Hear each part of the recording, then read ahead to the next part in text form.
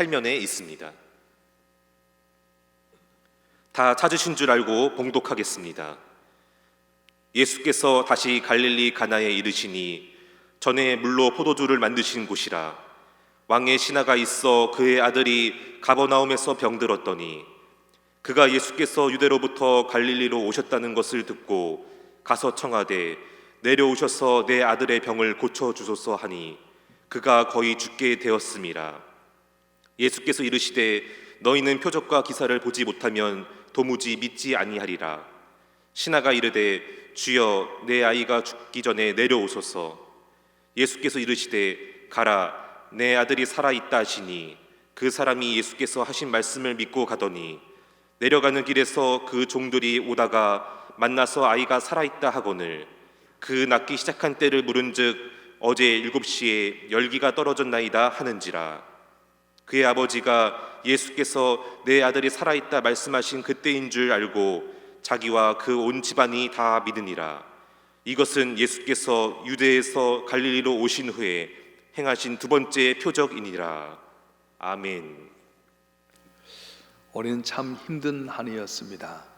왜냐하면 코로나19로 말미암아서 만날 수 있는 사람을 제대로 만나지 못하고 가고 싶어도 가지 못하고 또 마음껏 예배드려야 할 때도 예배드리지 못한 어려움이 있었습니다. 또 코로나19 때문에 경제적인 위기도 있었고요. 또 계속되는 폭우와 태풍으로 인해서 많은 사람들이 아픔을 겪기도 했습니다. 그리고 부동산 문제로 인해서 갈등이 계속되게 되고 정치적인 면에서는 또 끊임없이 제기되는 의혹으로 말미암아서 국민들의 마음이 나누어졌습니다. 올해는 정말로 문제가 없는 날들이 없었습니다. 그렇습니다. 우리 인생은 문제의 연속입니다. 문제가 없는 삶 아무도 없습니다. 문제는 아무 때나 찾아오고 예측할 수 없을 때에 문제들이 일어납니다. 그런데 놀라운 것은 우리에게 닥쳐오는 문제 하나하나를 재료로 삼아서 하나님은 기적을 창조하신다고 하는 것입니다. 예수님 문제 있는 삶의 문제를 풀어주시고 해결하기 위해서 문제 있는 삶을 찾아가셨습니다. 요한복음 2장에 보면 가나 혼자 집에 포도주가 떨어진 사람 집에 찾아가서 포도주를 해결해 주셨습니다. 3장에 보면 니고데모라고 하는 사람이 영생의 문제에서 고민하고 있을 때 찾아가셔서 문제 해결해 주시고요. 요한복음 4장에 보면 남편이 5이나 있었던 사마리아 수가성의 여인을 찾아가서 그 마음의 문제를 해결해 주셨습니다. 오늘 본문의 말씀도 왕의 신하가 아들이 죽게 되었을 때 그걸 찾아가셔서 고쳐 주셨습니다. 하나님 우리에게 문제를 허락하십니다. 그런데 그 문제를 통해 더 잘 되길 원하십니다. 문제를 하나님께서 보내시거나 허락하신 것은 다 아닙니다. 어떤 경우는 사탄이, 악한 사람이, 사회적 구조가 우리를 더 비참한 환경으로 끌어가게 되고 우리를 문제 속으로 집어넣기도 합니다. 그럼에도 불구하고 하나님은 모든 문제를 재료로 삼아서 기적을 창조하시길 원하신다고 하는 것입니다. 그래서 우리의 문제는 문제 자체가 문제가 아닙니다. 문제를 어떻게 푸느냐, 문제를 어떻게 반응하느냐, 문제를 어떻게 해석하고 그 문제를 어떻게 활용하는지가 문제라고 하는 겁니다. 많은 사람들은 문제 때문에 고통을 당합니다. 문제 때문에 좌절하고 절망합니다. 문제 때문에 몰락하기도 합니다. 그런데 문제를 잘 다룬 사람들은 더 잘된 것을 보게 됩니다. 성경에 보게 되면 문제가 있었음에도 잘 되는 경우가 많이 있어요. 조금 전에 이야기했던 갈릴리 가나 혼잔치 집에서 포도주가 떨어졌을 때 이분은 그 문제 때문에 포도주를 6통이나 더 얻는 은혜를 받게 되게 되고 온 가족이 예수 믿는 복을 받게 되었습니다. 그래서 우리에게 문제가 있을 때 어떻게 이 문제를 갖고 기적을 창조할 수 있는가? 오늘 우리가 당면한 여러 가지 문제가 있는데 어떻게 이 문제를 해결할 수 있는가를 생각해 봐야 되는데, 먼저는 문제를 해결하려고 한다면 문제를 가지고 예수님께 나오라는 것입니다. 그것의 전문가에게 모든 문제를 찾아가듯이 우리 인생의 모든 문제를 해결할 수 있는 예수님께 문제를 갖고 나가면 예수님께서 그걸 잘 다루어서 우리에게 복되게 만드신다는 겁니다. 문제는 잘 다루면 약이 되지만 잘못 다루면 독약이 될 수 있습니다. 그래서 우리가 스스로 문제를 너무 힘들어 해결하려면 더 어려운 늪에 빠지게 되고 그물에 걸려서 움직이지 못한 것처럼 고난을 당하지만 문제 해결자신 주님께 나가면 내가 해결하지 못한 모든 문제도 해결되는 역사가 일어나게 되는 것입니다. 그래서 수로버리게 여인이 흉악히 긴 딸을 지녔는데 예수께 나와서 고침받게 되고요. 12해 동안 혈류 죽였던 여인이 그 문제를 가지고 주 앞에 나왔다가 고침받았습니다. 여러분, 문제가 무엇입니까? 건강입니까? 물질입니까? 아니면 자녀입니까? 사랑과의 문제입니까? 주님 앞에 내놓게 되게 되면 여러분의 문제를 해결하신 주님께서 해결해 주실 줄로 믿습니다. 할렐루야. 또 문제를 해결하려고 한다면은 해결책을 중심으로 우리가 생각해야 된다는 겁니다. 왜 내게 이런 문제가 생겼을까 원망하기보다는 어떻게 하면 이 문제를 해결할 수 있을까, 그 해결책을 갖고 살라는 거예요. 문제는 어느 각도에서 보느냐에 따라서 결과가 달라집니다. 물론 문제가 이러면 원인을 분석해야지요. 근데 분석하는 데만 맞춰서는 안 된다는 겁니다. 가장 좋은 문제의 분석은 해결책 중심으로 문제를 분석하라는 겁니다. 우리가 성경에서 만나는 기적을 경험했던 사람의 특징은 문제에 직면했을 때에 해결책을 중심으로 생각했던 사람들이었습니다. 그리고 그걸 위해서 움직였던 사람들입니다. 하나님은 우리에게 열매를 곧바로 주지 않습니다. 씨앗을 주십니다. 그래서 그 씨앗이라고 하는 걸 가지고 잘 가꾸게 되면 열매가 맺어지게 되는데, 하나님께 조심스럽게 우리에게 문제라고 하는 씨앗을 던져줄 때가 있어요. 그럴 때 그 문제의 씨앗을 내가 조심스럽게 잘 다루고 해결하면 수많은 열매를 맺게 된다고 말씀합니다. 오늘 본문 요한복음 4장에 보게 되면 아들이 병들어서 죽게 되었을 때에 왕의 신하가 그 문제를 가지고 주님 앞에 나왔어요. 물질로도 권력으로도 힘으로도 해결할 수 없는 문제를 만났을 때에 그는 이걸 갖고 어떻게 했냐? 주님 앞에 나와서 문제를 해결받게 됐다고 하는 겁니다. 그래서 하나님의 기적은 언제 일어나냐면은 절망의 절정에서 일어나게 된다는 거예요. 오늘 왕의 신하가 언제 주님께 찾아옵니까? 절망의 절정에 찾아왔습니다. 요한복음 4장 47절 말씀 우리 한번 읽어보겠습니다. 요한복음 4장 47절 시작. 그가 예수께서 유대로부터 갈릴리로 오셨다는 것을 듣고 가서 청하여 내려오셔서 내 아들의 병을 고쳐주소서 하니 그가 거의 죽게 되었습니다.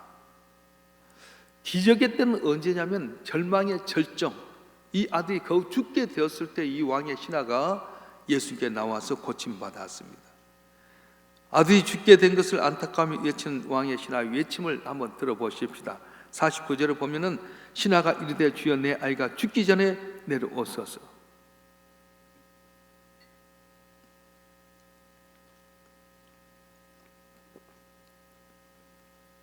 하나님이 하신 일을 보면 참 신비롭습니다. 마지막 절정까지 기다리신다는 거예요. 빨리 좀 주시면 좋을 텐데 마지막까지 기다렸다가 어떻게 하는 걸 보신다는 거예요. 성경을 묵상하면서 깨닫는 것은 하나님의 기적은 우리가 절망의 절정에 나타나는 걸 보게 됩니다. 믿음의 조상인 아브라함을 보게 되면 그가 나이가 많이 들어서 이제는 더 이상 아들 낳을 수 없는 99세 때 절망합니다. 이제 자기 아내 사라의 몸에서 생리도 다 끝나버리고 말았습니다. 아들 낳을 수 있는 육신의 소망이 다 끝났습니다. 오직 남은 것은 좌절감과 절망감 뿐인데 바로 그 순간에 하나님께서 아브라함이 찾아오셔서 내일 이맘때 네가 아들을 낳으리라 말씀하셨고 기적을 주셨습니다. 요셉의 생애를 보면 기가 막힌 상황으로 하나님께서 몰아가십니다. 형제들이 그를 구덩이에 넣었습니다. 또 보디발 장군 집에 팔려가게 됩니다. 보디발 장군 아내 유혹을 이겼는데도 불구하고 억울한 누명 쓰고 지하 감옥에 갇혔습니다. 감옥에서 2년이나 썩혀 있다가 이제는 소망도 없고 꿈도 없고 이제 끝났다고 생각하는 그 순간에 바로 주님께서 요셉을 역사의 무대에 올려주신 거예요. 왕이 꿈을 꾸어가지고 그 꿈을 해석하고 대안할 수 있는 방법을 언제? 나는 끝났다고 생각하고 그때 오셨다는 거예요. 에스더의 생애를 보면 하만 때문에 수산에 살고 있는 모든 유대인이 멸족을 당할 수밖에 없는 위기에 있었습니다. 날짜가 12월 13일로 정해졌습니다. 죽임을 당할 날만 기다리고 있습니다. 바로 그때 하나님께서 임하셔서 문제를 역전시켜 주셨습니다. 절망의 정정에서 하나님의 기적이 나타납니다. 하나님이 하신 일을 보면 정말 아슬아슬하게 됩니다. 그래서 하나님이 원하는 게 뭐냐면 마지막까지 네가 나를 의지하느냐 그걸 보신다는 거예요. 다니엘의 세 친구들이 풀무불 가운데 들어갈 수밖에 없을 때 하나님은 어떻게 한가 봤어요. 느부갓네살 왕의 금신상에 절하지 않으면 뜨거운 풀무불 가운데 들어가게 되는데 불러서 다시 회유합니다. 절하면 안 열겠다. 아닙니다. 들어가도 하나님 살리실 거고요. 아니해도 우리는 절하지 않겠습니다. 풀무불 가운데 들어가 버렸어요. 들어갈 위기가 풀무불 안에 들어갔는데 거기서 하나님이 건져주신 겁니다. 다니엘도 마찬가지입니다. 며칠 동안 금진 사자굴에 들어가 버렸어요. 들어갈 그 순간이 아니라 들어가 버렸는데 그때 하나님께 사자의 입을 막으셔서 건지셨다는 거예요. 절망의 절정. 나사로는 언제 살리셨습니까? 죽은 지 나흘이나 됐잖아요. 죽게 됐습니까?가 아니라 죽어버린 나흘 만에 주님께서는 나사로를 살려주셨습니다. 물론 하나님께서는 우리가 고통당하는 것, 마음 저는 것 좋아하는 분이 아닙니다. 성경 전체 내용을 보게 되면 하나님 절대 그런 분이 아닙니다. 우리가 고통당할 때에 또한 우리가 어려움 당할 때 같이 마음 아파하시고 안타까워하신 분입니다. 그럼에도 불구하고 하나님이 보시고 원하는 것은 그 순간에도 신뢰하는가를 보는 거예요. 네가 정말로 나를 신뢰하느냐 그 믿음을 보신다는 것입니다.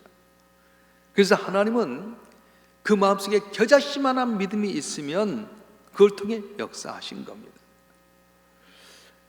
하나님을 기뻐하는 게 뭡니까? 믿음이라는 거예요. 절망의 절정에서 하나님 마음을 움직인 것은 바로 믿음입니다.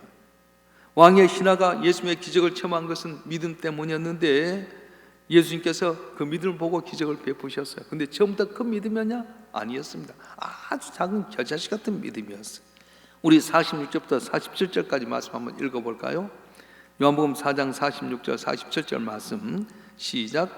예수께서 다시 갈릴리 가나 이르시니 전에 물로 포도주를 만드신 곳이라. 왕의 신하가 있어 그의 아들이 가버나움에서 병들었더니 그가 예수께서 유대로부터 갈릴리로 오셨다는 것을 듣고 가서 청하되 내려오셔서 내 아들의 병을 고쳐서 하니 그가 거기 죽게 되었습니다. 아멘. 왕의 신하가 예수님이 갈릴리 가나에 이르렀을 때에 찾아온 이유가 있었어요. 그건 뭐냐?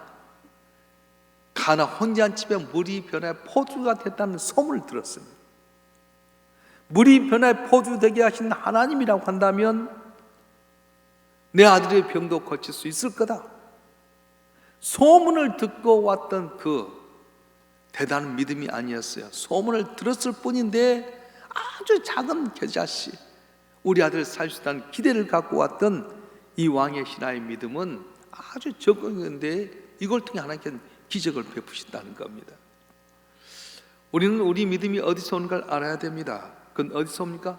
들으면서 오는 거예요. 여러분이 교회 나와야 될 이유가 뭐냐면은 교회 나오면 뭘 듣냐면은 세상의 지식, 세상의 뭐 대단한 것, 인문학 그런 것 듣는 것 아니에요. 예수님의 말씀을 듣는 거예요. 예수님이 어떻게 기적을 나타내셨고 예수님이 누구이신지 전능하신 하나님의 아들로 어떻게 하셨는지 우리 위해서 십자가에 못 박혀 죽기까지 희생하셨지만 3일 만에 살아나셔서 승천하시고 오늘 또 보혜사 성령을 통해 우리 가운데 역사하신 것을 우리가 듣는 거예요. 할렐루야. 로마서 10장 17절에 보게 되면 그러면 믿음은 들음에서 나며 들음은 그리스도의 말씀으로 말미암느니라 말씀하셨어요. 다 같이 한번 읽어볼까요? 로마서 10장 17절 말씀 따라서 그러므로 믿음은 들음에서 나며 들음은 그리스도의 믿음으로 말씀으로 말미암느니라. 믿음은 들음에서 났는데 이 들음 뭘 듣냐면 그리스도의 말씀을 들으면 낳는다는 거예요. 아무리 씨앗이 좋아도 땅이 좋지 않으면 자랄 수가 없습니다.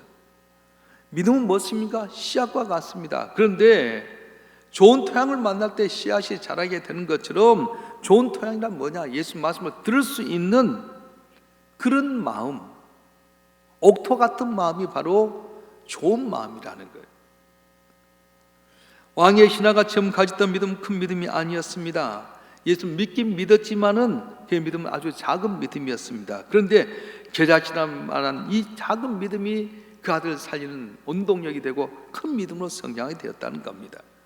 마태복음 17장 20절에 보게 되면 이르시되 너희 믿음이 작은 까닭이니라. 진실로 너에게 이르노니 만일 너에게 믿음이 겨자씨 하늘만큼만 있어도 이 산을 명하여 여기서 저기로 옮겨지라 하면 옮겨질 것이요 또 너희가 못할 것이 없으리라 말씀하셨습니다. 겨자씨만한 믿음이 있으면 이 산을 들어서 저기로 옮기라면 옮겨질 거라고 말씀하셨어요. 산을 옮길 수는 하나님이 하십니다. 그런데 하나님의 마음을 감동시킨 것은 겨자씨만한 믿음이 한다는 거예요. 제가 책을 읽다 보니까 아주 재미있는 이야기가 있어서 소개하고자 합니다. 그레이트 스모키라고 하는 작은 산 기슭이 있는데 그 산 기슭에 성도들이 모여서 교회를 지었어요. 예배당을 짓고 나서 이제 일주일 후에 우리가 예배당 입당하겠습니다. 다 광고를 했는데 문제는 뭐냐면은 건축기사가 다가왔어요. 목사님, 교회 지은 거에 비해서 주차장이 너무 적습니다. 지금 있는 주차장 2배로 키워야 됩니다. 그런데 어떻게 합니까? 자기들이 가지고 있는 땅을 갖고 다 교회를 지었지 주차장을 아무리 생각해봐도 주차장을 만들 수가 없어요. 주차장 확보하지 않으면 입당하지 못합니다. 교회 입당은 일주일밖에 없는데 어떻게 합니까? 뒤에 산이 있긴 있지만 그 산을 어떻게 옮깁니까? 근데 이 담대한 목사님이 산을 옮길 만한 믿음이 있는 사람도 모이십시오 그렇게 광고를 했어요. 교인이 300명 모이는 교회였는데 그 다음날 광고에서 모이라고 하니까 24명이 모였습니다. 얼마나 허탄하겠어요. 300명의 교인 가운데 입당을 앞에 두고 일주일밖에 안 남은 이곳에 산을 옮길 만한 믿음이 있는 사람 나오라고. 그래서 목사님 300명이 나와서 삽 들고 산을 깨가지고 주차장을 넓히려고 했는 계획인데 24명밖에 안 나왔어요. 근데도 목사님 우리 기도하십시다. 그러고 나서 교회에서 같이 기도하는데 1시간, 2시간, 3시간 기도했어요. 저녁 7시에 모여서 기도했는데 10시까지 기도하는 가운데 목사님이 여러분 됐습니다. 이제 하나님께서 역사하실 겁니다. 돌아가십시오 그런 거예요.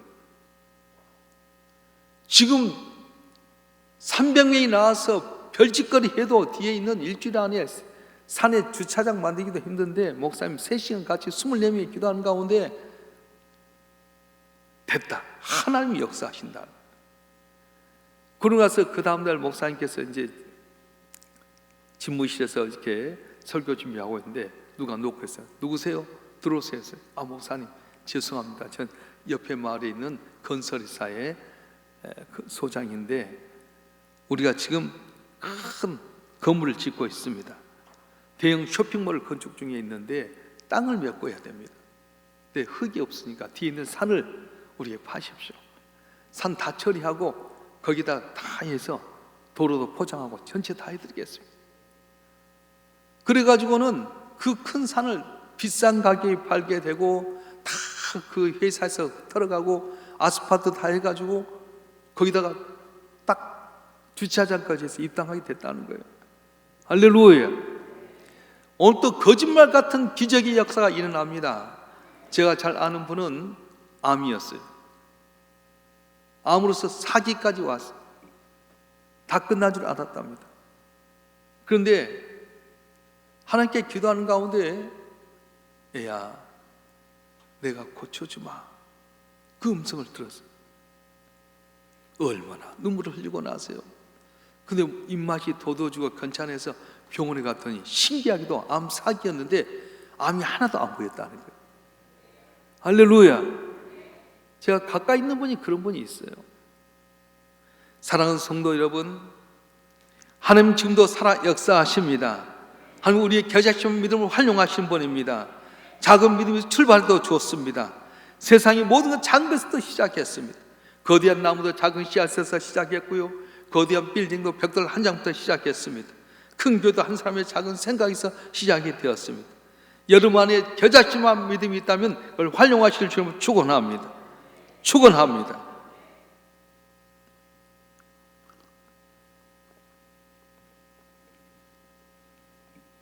하나님은 누구를 통해 기적을 나타내시냐면 믿음의 능력을 믿는 사람을 통해서 기적을 역사하신다는 거예요. 하나님의 가장 기뻐하신 믿음은 말씀을 통해서, 다시 말하면 말씀의 능력을 통해서 이루시겠다는 사람을 통해 역사하신다는 겁니다. 유대인들의 문제는 뭐냐면 표적을 찾는 거였습니다. 그는 표적을 봐야만 믿습니다. 그래서 예수님께서 그들에게 뭐라고 말씀합니까? 요한복음 4장 48절에 보면 너는 표적과 기사를 보지 못하면 도무지 믿지 아니하리라 하면서 유대인들과 이 왕의 신화를 꾸중을 했어요. 사람들은 그때나 지금이나 표적 보기를 좋아합니다. 보이지 않는 하나님 믿기보다는 보이는 어떤 표적을 원합니다. 그래서 사람들은 우상의 노예가 되어버립니다. 보이지 않는 하나님과 말씀을 믿지 않을 때 사람들은 보이는 것을 믿으려고 하는데 보이는 것만 집착한다는 거예요. 우리 삶 가운데 예수님의 기적은 참 중요합니다. 그런데 예수의 말씀은 더욱더 중요합니다. 표적 신앙을 가지되 말씀을 무시하는 사람들은 표적을 봐도 예수를 믿지 않습니다. 예수님 당시에 많은 사람들이 얼마나 많은 표적을 보았습니까? 귀신을 쫓아내고 병든 자를 낫게 하고 죽은 자를 살려내고 벌떡 다시 물고기 틈을 5천을 먹이도 12강쥐를 낫게 하고 놀라운 표적을 줬는데 표적의 신앙만 봤던 사람은 예수님을 다 부인하고 떠나버리고 말았습니다. 말씀 신앙이 뭡니까? 말씀 신앙은 오직 예수의 말씀을 통해서 예수님을 신뢰하는 것입니다. 기적을 보든 안 보든 간에 오직 말씀에 의존해서 사는 것이 바로 말씀 신앙이라고 말하는 거예요. 그런데 말씀 신앙은 결과가 항상 표적이 따르게 되어 있습니다. 그리고 그것이 바로 예수님을 철저히 따라갈 수 있게 만드는 겁니다. 표적을 따라가고 살아가면 말씀을 믿지 않고 떠나버릴 수 있지만 말씀의 능력을 믿으면은 결과는 표적까지도 보게 되게 되고 예수님을 끝까지 믿게 된다고 하는 거예요. 할렐루야. 그래서 예수님 표적을 찾는 유대인과 이 왕의 신화를 꾸중했는데 왕의 신화는 물러가지 않습니다. 계속해서 간청합니다. 이 물러서지 않는 믿음에 대해서 주님은 감동하셨습니다. 사실 이 왕의 신하의 마음속에는 믿음이 점차 자라고 있었어요. 물러서지 않는다고 하는 것은 포기하지 않는다는 것이고 포기하지 않는다고 하는 것은 믿음이 자랐다는 증거입니다. 그래서 예수님께서 이 왕의 신하의 믿음을 보고 말씀하시는 거예요. 우리 50절 말씀 한번 읽어보겠습니다. 요한복음 4장 50절 말씀 시작. 예수께서 이르시되 가라 내 아들이 살아있다 하시니 그 사람이 예수께서 하신 말씀을 믿고 가더니 이 신하는 예수님이 하신 말씀만 믿고 내려가고 있습니다. 아직 기적 보지 못했습니다. 근데 예수님의 말씀 믿고 내려간 것입니다. 그 결과 어떻게 됩니까? 예수님의 능력을 체험했어요. 우리 51절부터 53절까지 말씀 한번 읽어보겠습니다. 시작. 내려가는 길에서 그 종들이 오다가 만나서 아이가 살았다 하거늘 그 낳기 시작한 때를 물은즉 어제 제7시에 열기가 떨어졌나이다 하는지라. 아비가 예수께서 내 아들이 살아있다 말씀하신 그때인 줄 알고 자기와 그 온 집이 다 믿으니라. 아멘. 왕의 신하는 예수님의 말씀을 믿었습니다. 그리고 그 말씀의 능력이 정확하게 언제 일어난지를 확인하기 위해서 애가 낳기 시작한 때가 언젠가 물었더니 말씀하신 그때의 아들이 난 걸 보게 되고 그 아들이 살아나는 걸 보게 되고 그와 그 온 가족이 예수를 믿게 되고 말씀하신 겁니다. 하나님은 뭘 위대하게 보냐? 말씀 신앙. 눈에 보이는 표적을 보고 믿는 것이 아니라 말씀만 하옵소서 그리하면 낫겠나이다 했을 때 백부자의 믿음을 크게 보셨던 것처럼 오늘 또 주의 말씀을 믿고 살아가는 우리를 크게 보시고 은혜를 주실 줄 믿습니다. 그래서 예수님은 왕의 신하가 원하는 방법대로 기적을 베푸진 않았어요. 왕의 신하가 원하는 대로 가서 고쳐준 것 아니었습니다. 그런데 더 위대한 방법으로 그 아들의 병을 고쳐주셨습니다. 여러분, 하나님께 여러분 문제를 구체적으로 알으시길 바랍니다. 그런데 그 방법은 하나님께 맡기십시오. 우리가 이제 그 여호사밧 요람왕과 에돔 왕이 모압을 치러 가게 될 때 물 한 방울 나지 못하는 그런 상황 가운데 물이 떨어졌어요. 그때 엘리사를 통해 주셨던 말씀이 뭐냐면 이곳에 비가 올 기미도 없지만은 겨천을 많이 파라고 말씀했어요. 겨천을 팠는데 물이 안 나왔습니다.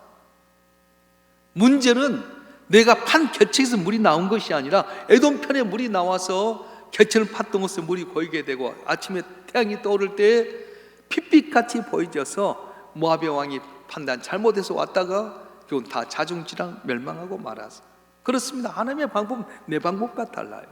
하늘이 땅보다 높은 같은 내 생각보다 높다고 하십니다. 여러분이 원하는 방법이 있을 겁니다. 하나님 물질 이렇게 복 주세요. 복권 살까요? 어떻게 할까요? 여러분 방법이 아니지만 하나님 전혀 다른 방법으로 복을 내려 주실 줄로 믿습니다.